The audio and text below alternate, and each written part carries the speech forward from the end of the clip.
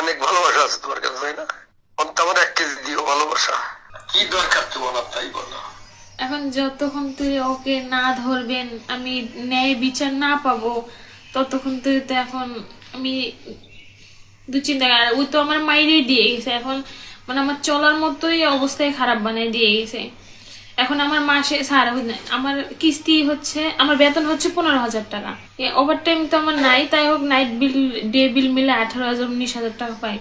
এখন আমার কিস্তি হচ্ছে এমরাদে হচ্ছে 9,000, ওমরাদে হচ্ছে 5,000, আবার হচ্ছে রুম ভাড়া আছে, সব মিলে 4,000। টাকাই থাকে না। ওই তো আমি নিঃস্ব বানাই দিয়েছেন। এখন আপনাদের কাছে আমি আশ্রয় নিয়েছি যে আপনারা আমার হেল্প করেন। না, ওরে ধরলে কি ওর টাকা পাওয়া যাবে না? না না, ওইটা না, আমি ন্যায় বিচার তো পাবো। ওই আমার সাথে কেন প্রতারণা করলো?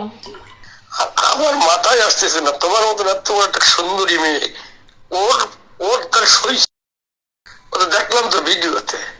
স্যার, মায়া আছে এমন একটা জিনিস যা বলে কয়ে তো আর আসে না। মায়াটাকে, মায়া কি কাটছে? স্যার, মায়াকে এত সহজে কাটা যায়? আরে আল্লাহ, যে তোমার এইভাবে বেশি বিশ্বাস করতেছে না, বিকাশে টাকা পাঠাও, এটা ওটা, এরপরে মায়া, এ কোন ধরনের মায়া? স্যার, ভালোবাসা তো এমনই অদ্ভুতই হয় না? তাই নাকি? দেখি ভালোবাসা কত থাকে, আর কত ভালোবাসা আছে দেখি না, আমরা একটু চাইবানি। অনেক ভালোবাসা আছে তোমার কাছে, তাই না? আমার 1 কেজি দিও ভালোবাসা, নাকি সব দিয়ে দিছ?